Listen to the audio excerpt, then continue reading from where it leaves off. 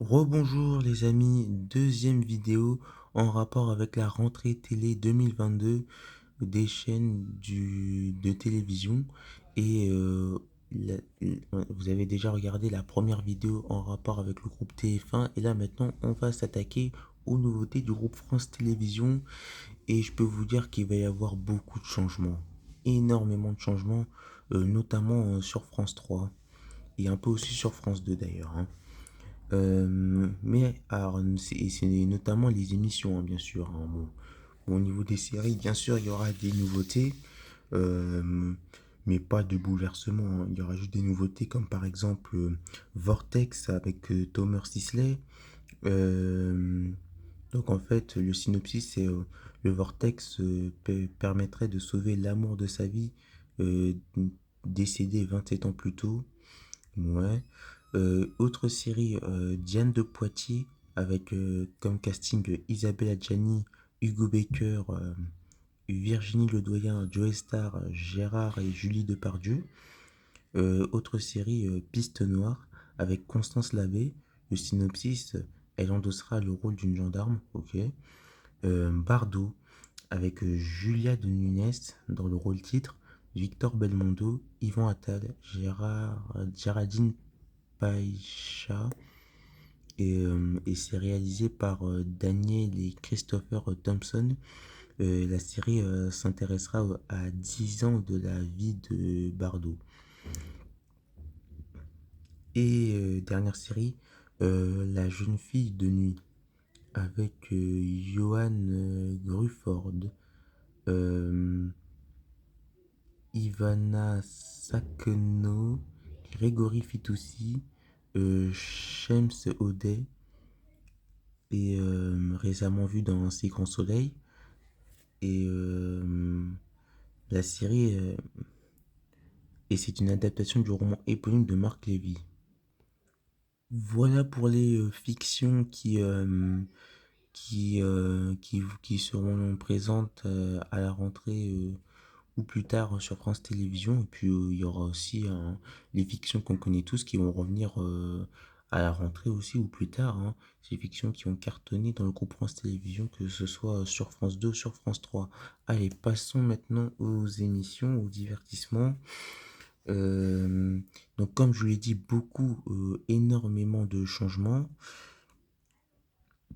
On va d'abord commencer par les changements faits sur France 2. Euh, à partir du mardi 23 août, nouveauté, une émission qui va faire son grand retour à la télé après 7 ans d'absence.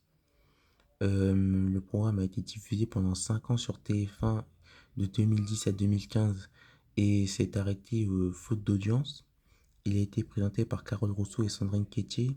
Et si cette émission a de grands airs de Top Chef sur M6, la différence est que ce concours est, euh, est ouvert qu'aux candidats les plus prodigieux de la gastronomie française. Vous avez reconnu cette émission? Je parle de MasterChef, bien sûr. Le programme revient en grande pompe tous les mardis sur France 2 à partir du mardi 23 août avec Agathe Le Caron à la présentation. Donc c'est celle qui anime les maternelles tous les matins sur France 2, les, les maternelles, hein.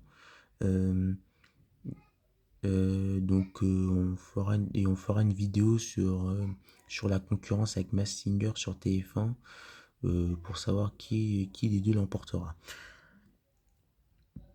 Diego Buñuel, ancien directeur de France Télévisions et des programmes de Canal+, enfin directeur des programmes de France Télévisions et de Canal+, un ancien directeur, va animer une émission sur l'environnement qui va s'appeler Instinct Animal, tandis que Jamel Mazy présentera Borderline, une émission sur l'actualité internationale qui sera diffusée en deuxième partie de soirée. Euh, Premier grand changement historique, Laurent Ruquier quitte les deuxièmes parties de soirée de samedi. Après 16 ans passés sur la case de septembre 2006 à juin 2020 avec On n'est pas couché et de septembre 2020 à juin 2022 avec On est en direct. L'animateur étant frustré de ne co-animer la dernière émission avec Léa Salamé lors de la saison dernière, il a décidé de partir. En même temps, la direction de France Télé lui a imposé la co-animation, hein, et aussi il y en a eu, hein, des problèmes avec le producteur de Léa Salamé. Et donc à partir de septembre 2022, Léa Salamé sera à la tête d'un nouveau talk show, pour l'instant intitulé On ne peut plus rien dire, hein. Bon, l'émission peut changer de titre d'un moment à l'autre. Et l'émission se passera sur un plateau en forme d'arène, et Léa Salamé, ses invités et ses chroniqueurs décrypteront l'actualité, la politique et les médias de la semaine sur une énorme table ronde. Et en parlant de chroniqueurs, l'info est sortie pas plus tard qu'hier par le Parisien. Christophe de Chavannes va intégrer l'équipe de Léa Salamé en septembre prochain. Une bonne nouvelle pour l'animateur qui n'avait pas fait de télé depuis 3 ans. Par conséquent, Léa Salamé abandonnera la présentation de l'émission politique qu'elle présentait jusque-là. Elle sera remplacée par Caroline Roux à la présentation. Revenons à Laurent Ruquier qui vient de quitter la deuxième partie de soirée, enfin la case de deuxième partie de soirée le samedi. Un mal pour un lion puisqu'il va animer 2 nouveaux divertissements à la rentrée. Premier divertissement, Tout nous fait chanter. Le principe est que l'actualité sera revisitée sous forme de chansons. Et deuxième divertissement, Aujourd'hui comme hier. Le principe, hein, utiliser des images d'archives pour mieux comprendre les événements d'aujourd'hui. Et il reste bien sûr à l'animation des enfants de la télé chaque dimanche en Access Prime Time. Parlons de Jarry. Et oui, celui qui était enquêteur dans Mask Singer, invité récurrent des émissions d'Arthur et aussi animateur de TF1. Et oui, il a quitté la chaîne en octobre dernier pour aller dans le groupe France Télévisions, alors qu'il était plutôt bien à TF1. France Télévisions lui a proposé d'animer des émissions et de tourner dans des fictions, ce qui a suffi pour le convaincre. En juin dernier, Jarry était aux commandes du Big Show en prime sur France 2, divertissement qui a plutôt bien marché, notamment sur Cible. Les jeunes l'ont suivi de TF1 à France 2, donc à la rentrée, un nouveau numéro du Big Show sera diffusé. Et aussi, il animera une nouvelle émission le dimanche à 17h intitulée Rendez-vous chez Jarry. Laurence Boccolini, elle, animera Sketch Story, où les humoristes interpréteront des sketchs cultes sous la forme de courtes fictions. Enfin, ils réinterpréteront leurs sketchs historiques et sous forme de fiction, de courtes fictions. Frédéric Lopez, euh, historique animateur de Rendez-vous en terre inconnue et depuis remplacé par Raphaël de Casabianca, revient dans le groupe France Télévisions après plusieurs années d'absence. Il va animer tous les dimanches après-midi le Rendez-vous un dimanche à la campagne. Le principe est que 3 célébrités rejoignent l'animateur dans une maison isolée pour se confier le temps d'un week-end. Premier numéro fin octobre. Et c'était une volonté, hein, que Frédéric Lopez revienne sur les antennes, hein, de France Télévisions. Mais juste un truc, attendez. Diffusion le dimanche après-midi. Et Michel Drucker qui occupait cette case jusqu'alors, il va passer où en fait? Eh ben c'est un changement historique qui va s'opérer. Deuxième changement historique.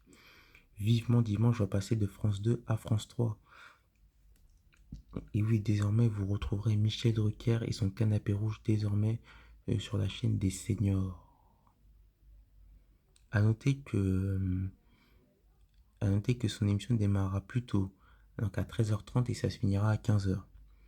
Et puisqu'on a fini de parler de France 2, parlons maintenant de France 3 qui va connaître un énorme bouleversement, encore plus grand que France 2. Déjà, nouveauté sur France 3, l'arrivée de procès filmés, une volonté du ministère de la Justice. Deuxième bouleversement, on l'a dit, l'arrivée de Michel Drucker sur France 3 après 24 ans passés sur France 2 tous les dimanches après-midi. Deuxième bouleversement, ça concerne un jeu historique qui dure depuis 50 ans maintenant, qui a fêté ses 50 ans début d'année, le 4 janvier. Des chiffres et des lettres. Et oui, exit la diffusion quotidienne, bonjour la diffusion hebdomadaire. Le jeu animé par Laurent Romeshko, Ariel Bonaparte et Bertrand Renard va changer de rythme de diffusion. Désormais, le jeu sera programmé à la place de Trouver l'intrus, présenté par Églantine Émeillé le samedi à 17h15, et 8 chances de tout gagner, présenté par Karine Tessandier tous les dimanches à 17h15. Une décision qui a mis en colère les fans du jeu et aussi son producteur Patrice Taffon. On peut comprendre, car Déchiffrer des lettres, c'est vraiment une institution. Et à noter que le jeu sera diffusé dans une nouvelle version dont on ne sait pas pour le moment à quoi ça va ressembler. Et donc à la place de Déchiffrer des lettres en semaine à 16h10, il y aura un nouveau jeu animé produit et créé par Cyril Ferraud, intitulé Duel en famille. Le principe est d'opposer deux familles venues représenter leur région sur différents duels. Duel de mots, duel en musique, duel d'images, duel de culture G. Mais je ferai une vidéo sur ce jeu quand il va sortir. Alors ça sortira le 29 août. Hein. Et, euh, et j'en profite pour dire que Cyril Ferraud animera un tout nouveau jeu en prime sur France 2 intitulé 100% logique. La réponse est sous vos yeux. Un jeu d'origine anglaise où 100 personnes vont s'affronter sur des questions de logique et il y aura jusqu'à 100 000 euros à gagner. Ça arrivera à la rentrée ce nouveau jeu. Et l'autre jeu de Cyril Ferraud, le quiz des champions, reviendra aussi. Hein. Deux numéros ont été tournés le 15 et le 16 juin dernier. Et d'ailleurs, un de ces numéros va être diffusé le 3 septembre en prime sur France 2. Et 100% logique, les tournages ont eu lieu fin mai, début juin. Donc Cyril Ferraud sera clairement l'animateur de la rentrée hein, sur France Télévisions. Hein. Enfin, vraiment, ouais, voilà, c'est devenu le numéro un maintenant de France Télévisions. Cyril Ferraud, on le voit. Hein. Maintenant, il a deux quotidiennes, Slam et Duel en famille, à partir de la rentrée. Deux jeux télé en prime time sur France 2. Et il a aussi une hebdomadaire sur France 3 intitulé Le Grand Slam. D'ailleurs, il y a un très grand champion, hein, le dimanche. Hein. Euh, ah ouais, il a plus de 170 000 euros. Mais enfin bref.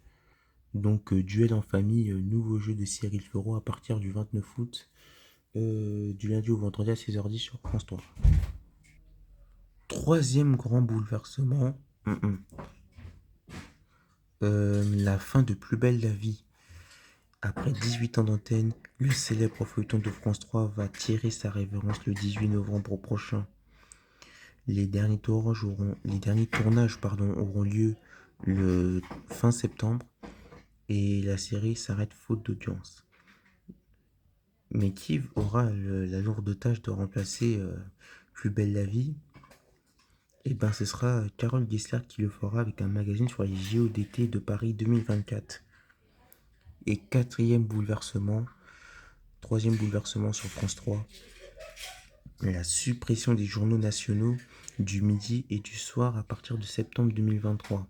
Oui, c'est une volonté de Delphine Ernotte, la PDG de France Télévisions, de vouloir mieux régionaliser France 3 et renforcer la proximité entre les Français et les médias. Et d'ailleurs, le nouveau jeu de Cyril Ferraud, la Duel en famille, s'inscrit aussi dans cette volonté de plus régionaliser France 3.